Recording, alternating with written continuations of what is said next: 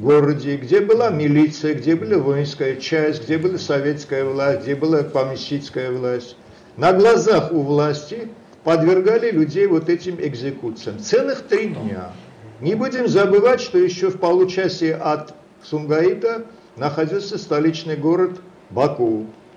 И опять же никаких мер ни со стороны властей Сумгаита, ни со стороны Баку, и уж тем более со стороны Москвы, абсолютно никакой реакции не было. Значит, очевидно, что произошло то, что произошло. Армян пытались напугать. Однако реакция была совершенно другая. Армян не напугали. И в итоге я могу сказать очень важную вещь. Я тут часто в круглых столах участвую по этому вопросу. И здесь постепенно приходит к убеждению, что именно с Сумгаита начался развал Советского Союза. Потому что именно после Сумгаита гражданам Советского Союза стало понятно, одним стало понятно, что можно попытаться решать свои вопросы путем силовых действий, а другим стало понятно, что государство их не защищает, и надо защищаться самим. Тем самым государство утратило свой смысл, и произошло то, что произошло, в конце концов дошло дело до развала Советского Союза. Պարոն Խալաթյան,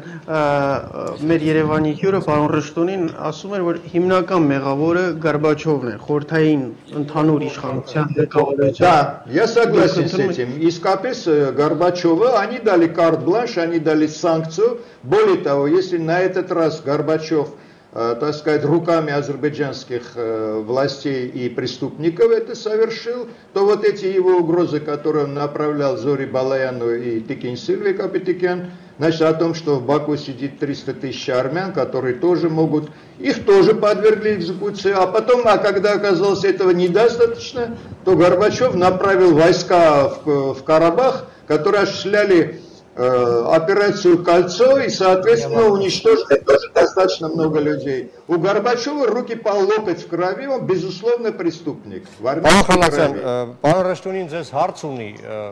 խնդրեմ։ По-русски, по-армянски։ Հայերեն։ Ոնց ուզում եք։ Պարոն Խալաթյան, դուք ինձ հետ համաձայնվեցիք, դուք գտնվում եք Մոսկվայում եւ զբաղեցնում եք բարձր պաշտոն։ Այսինքն հայերի միության նախագահի տեղակալ։ Ես այդ պաշտոնը եւ այն հնարավորությունները, որոնք ունեք դուք չունեմ, ինչու դուք չեք բարձրացնում Գորբաչովի եւ այլոց պատասխանության հարցը։ Նրանք պետք է պատասխան տան եւ պատմության առաջ եւ առաջի հերթին հայ ժողովրդի նկատմամբ իրականացված ցեղասպանության համար ցեղասպանության պատասխանության համար ժամկետներ գոյություն չունեն։ Ես չէ որ պետք է բացատրեմ։ Ես համամիտ եմ։ Չէ, ես հասկանում եմ պարոն Ռշտուցին, ես օրգանիզացիայում ստատուս ունեմ, հենց որ ես պատասխանատվություն իմ ուսերից չեմ ուզում հանած լինել, եւ պարոն Ռշտունի հետ ես համամիտ եմ։ Ես միայն կարող եմ ասեմ, որ Ռուսաստանի հայերի միությունը, եթե ոչ միայն անունը, այլ իր ուժը ձեռք բերելու բանի համար ժամանակ է պետք, որ մենք պատիվը մեր բարձրանա, որ մեր ձայնը լսեն, քաշ ունենանք եւ այլն եւ այլն։ 23 տարի կարող եմ ասել, չէ, 23 տարի չէ, շատ ներողություն Ռուսաստանի հայերի միությունը 10 տարի առաջ է սահմանադրել։ Քիչ է 10 տարին։ Այո, քիչ է։ Հասարակական կազմակերպությունը օտար երկրում, որտեղ պրոբլեմների քանակը գլխից բարձր են, եւ նույնիսկ ես կարող եմ ասեմ, իհարկե շատ կարեւոր է, մենք անպայման դուք ճիշտ եք, պարոն Ռշտունի, պետք է այդ հարցով էլ զբաղվենք, բայց եթե առօրյա դեպքեր է կատարվում, երբ մեր հայրենակիցներին սպանում են եւ այլն, մենք ստիպված ենք այդ գործերով էլ զբաղվել։ Գիտեմ, ծանոթ եմ։ Մեծ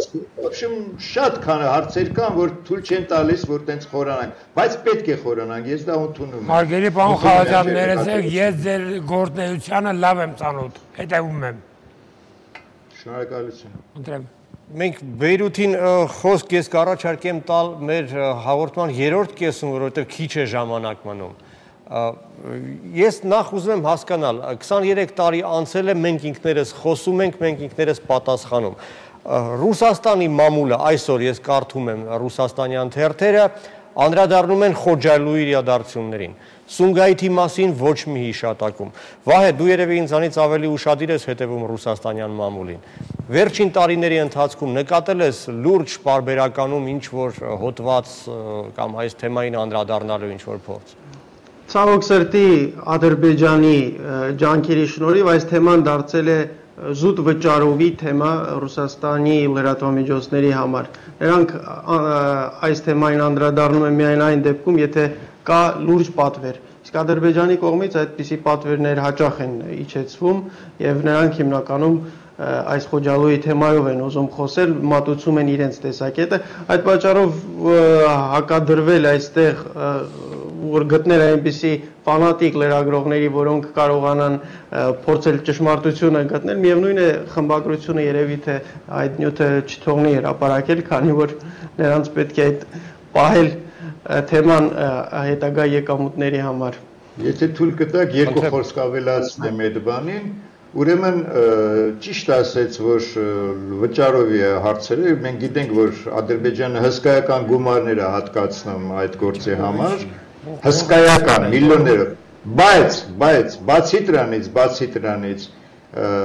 կասկածանքներ կա եւ լուրջ կասկածանքներ կա, որ լրատվող այդ միջոցների տերերը իրանք էլ շահագրգռված են, իրանք էլ որոշ, դա այնքան էլ ռուսական չի, այնքան էլ ազատ չի, այնքան էլ բան չի, նենց որ իրանք էլ իրանք քաղաքական ուղղությունը ունեն եւ իրանք էլ շահագրգռված են որոշ ուժերին, որոշ կողմը պատժ կանեն, որոշ կողմը ընդհակառակ բանան։ Հայրենիությունը այստեղ իհարկե մեծ անելիք ունի եւ կատարում է այդ առաքելությունը, այդ իմաստով կիսելով պարոն Ռշտունու այդ հարցադրումը, այնուամենայնիվ պետք է նշենք, որ որոշակի աշխատանք այստեղ լուրջ աշխատանք արվում է նաև Հայերի միության կողմից։ Այժմ ես առաջարկում եմ կրկին ընդմիջենք հաղորդումը գովազդով, որից հետո վերջապես խոսքը տանք Բեյրութին, որովհետև Ահարոն Խրդումյանը ասելիք ունի եւ մենք կարիքն ունենք նաև սփյուռքահայ մեր հայրենակիցների խոսքի աջակցության մասնակցության այս հարցում։